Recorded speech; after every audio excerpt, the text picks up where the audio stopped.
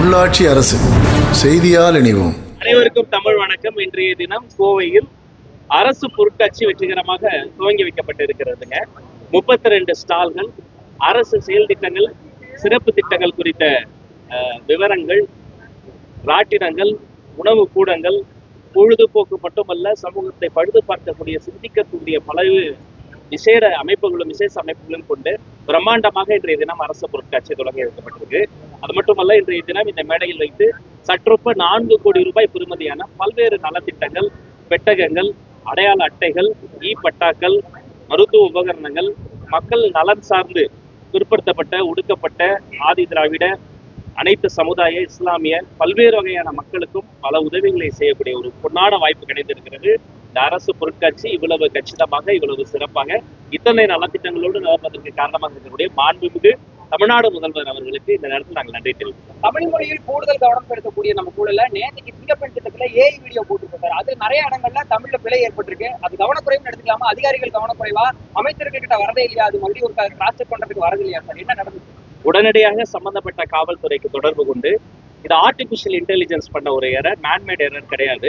இருந்தாலுமே இனி எந்த ஒரு ஆர்டிபிஷியல் இன்டெலிஜென்ஸ் இன்டியூஸ்ட் ப்ராடக்ட் வந்தாலுமே, அதாவது காணொலிகள், கேட்பொலிகள், வரைபடங்கள் எதுவாக இருந்தாலும் கட்டாயமாக தமிழ் வளர்ச்சித்துறையிடம் கலந்து ஆலோசித்து அதன் பிறகு வெளியிட வேண்டும் என்று நாங்க ஒரு ஆலோசனை கொடுக்கப்பட்டிருக்கிறது. இனி இது மாதிரி நடக்காம நம்ம பார்த்தோம். மன்னார்குடியில கார் மோதி 4 அரசு பள்ளி மாணவர்களும், பொழுதுபாட்டையில கார் மோதி 2 அரசு பள்ளி மாணவர் இறந்திருக்காங்க. இது என்னன்னா, பெரும்பாலான நேரங்கள் காலை நேரம், மாலை நேரங்கள்ல பள்ளி மாணவர்கள் போறதுக்கான வசதி பெருசா இல்லை. பள்ளி மாணவர்களுக்கான பாண்டிச்சேரி மாதிரியே ஒரு பிரைவேட்டா சிறப்பு பேருந்து ஏதாவது வாய்ப்பு. மன்னார்குடி திருவாரூர் மாவட்டம் அருகே பள்ளி முடித்து வீடு திரும்பக்கூடிய சூழலில் 3 அல்லது 4 மாணவர்கள் தவறான செய்தி அறிந்து நான் நெஞ்சு முடிந்து போனேன். பொதுவாகவே பள்ளிக்கூடங்கள்ல மாணவர்கள் வருகின்ற போதும், மாணவர்கள் அந்த பள்ளி முடித்து திரும்புகின்ற போதும் அந்த பெரிமீட்டருக்குள்ளார டிராபிக் விஷயங்கள் வரக்கூடாது, வாகன நெரிசல் வரக்கூடாது. தன்னார்வலர்கள், ஆசிரியர்கள் மற்றும் போக்குவரத்து காவல்துறையோடு ஒரு ஒன்றிணைந்து கொலாபரேட்டிவா பல விஷயங்கள் பண்றோம். இன்னும் அதை தீவிரப்படுத்தியிருக்கிறோம். சிங்கப்பூர் போன்ற நாடுகள்லாம் பாத்தீங்கன்னா, பரீட்சை எழுத போகிற மாணவர்களுக்காக அவர்களினுடைய விமான நேரங்களை கூட தள்ளி வைப்பாங்க. ஏன்னா அந்த டேக் ஆஃப் சவுண்ட்ல கூட அந்த மாணவர்கள் பப்ளிக் எக்ஸாம் எழுதும் போது டிஸ்டர்ப் ஆகக்கூடாது. எனவே மாணவர்களினுடைய அந்த கேம்பஸுக்குள்ளா இருக்கக்கூடிய ஒவ்வொரு உயிரினுடைய விலை மதிப்பெற்றது, அவர்களினுடைய பாதுகாப்பு விஷயங்கள் கூடுதல் கவனத்தோடு அதை அதிகப்படுத்த சொல்லிடுறோம். பள்ளி மாணவர்களுக்கான பிரத்யேக பேருந்து இல்ல, இப்ப தனியார் பள்ளிகளை பொறுத்த வரைக்கும் அவர்களே பேருந்துகளை வைத்திருக்கிறாங்க. அதை இயர்லி மற்றும் பீரியாடிக்லி அதை அது தகுந்த முறையில இருக்கா, பாதுகாப்பு உபகரணங்கள் சரியா வச்சிருக்கிறாங்களா, பிரேக் சர்டிபிகேட்ஸ் இருக்கா என்ற அந்த பேருந்துகளை நம்ம ஆய்வு செய்கிறோம். பள்ளி மாணவர்கள்ல டிஃப்ரெண்ட் டெரைன், அதாவது மலைவாழ் மக்கள் இருக்கிறாங்க. சில இடங்கள்ல அவர்கள் அந்த டெரைன்ல வர முடியாது. அங்கெல்லாம் சிற்றுந்துகளை நாங்களே ஏற்பாடு பண்ணியிருக்கிறோம். கோணிகள் மூலம் கூட மாணவர்களை கொண்டு வருவதற்கான சிறப்பு திட்டங்கள் கூட பள்ளி கல்வித்துறை வைத்திருக்கு. இனி வரும் காலங்களில் தேவையை பொறுத்து அந்த பேருந்து வசதி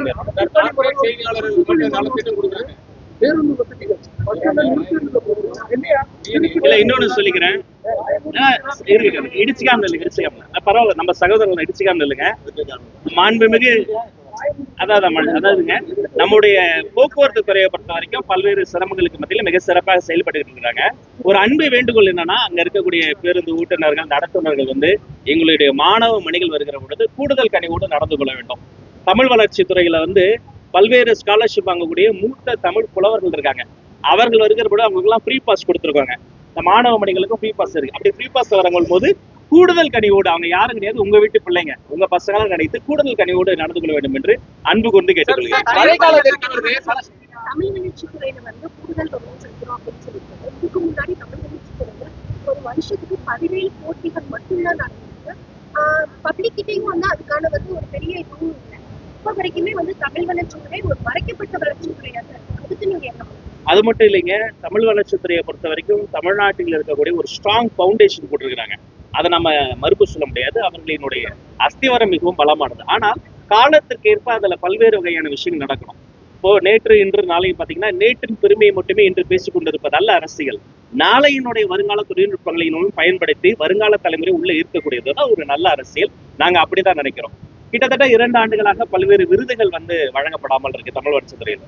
முதல் வேலையாக எத்தனை சீக்கிரமாக முடியுமோ மாண்புமிகு முதல்வர் அவர்களினோடு கலந்தாலோசித்து பெண்டிங்ல இருக்கக்கூடிய, தராமல் இருக்கக்கூடிய அனைத்து தமிழ் வளர்ச்சித்துறை மாநில, மாவட்ட விருதுகளும் உடனடியாக வழங்கப்படுவதற்காக ஆவணம் செய்யப்படும் என்பதை உங்கள் மூலமாக மகிழ்ச்சியோடு தெரிவித்துக் கொள்கிறேன். தனியார் பள்ளி கட்டணங்கள் வந்து தொடர்ச்சி அதிகரிச்சுட்டே இருக்கு. அதை வந்து கண்காணிக்கணும்னு சொன்னீங்க, ஆனா இன்னும் ஒரு தனியார் பள்ளிக்கூடங்களை பொறுத்த வரைக்கும் நான் ஒன்று சொல்லிக்கிறேன், பள்ளிக்கூடம் நடத்துவது சிரமம் தான், அது அரசாங்கமா இருந்தாலும் தனியாரா இருந்தாலும். ஆனா நான் என்ன சொல்றேன், இதற்கு முன்னாடி கடந்த காலங்கள்ல யாரோ ஒரு தேர்ட் பார்ட்டி நிறைய இந்த அரசியல் புரோக்கர்கள் மூலமாக இந்த ரெனவலுக்கு, இந்த என்ஓசிக்கு, இந்த லைசன்ஸ்க்கெல்லாம் தெரிந்தோ தெரியாமையோ லஞ்ச லாவணியை யாருக்கோ காசு கொடுத்தா அவங்களுக்கு நிறைய லீக்கேஜ் இருந்திருக்கும். இனி அது கிடையாது. நீங்க யாருக்கும் எதற்காகவும் நீங்க காசு கொடுக்க வேண்டாம், ₹1 கொடுக்க வேண்டாம். பதிலுக்கு ஒண்ணு பண்ண என்ன தெரியுமா, நீங்க எவ்வளவு பீஸ் வாங்குறீங்கிறத டிரான்ஸ்பரண்டா போடுங்க. அளவுக்கு அதிகமா இல்லாம கம்மியாவே எவ்வளவு பீஸ் வாங்கணுமோ நாமினலா வாங்குங்க. கண்டிப்பா என்ரோல்மெண்ட் நல்லா இருக்கும். ஏன்னா இப்ப மற்ற இடங்களுக்கு நீங்க உங்களுக்கு ஒரு 3 ஆண்டுகளுக்கு ஒரு முறை, 5 ஆண்டுகளுக்கு ஒரு முறை அல்லது ஆண்டுதோறும் பல்வேறு விஷயங்களுக்காக லீக்கேஜ் தான், அதை நாங்க ஸ்டாப் பண்ணிட்டோம். சிங்கிள் விண்டோ சிஸ்டம் கொண்டு வந்துட்டோம்.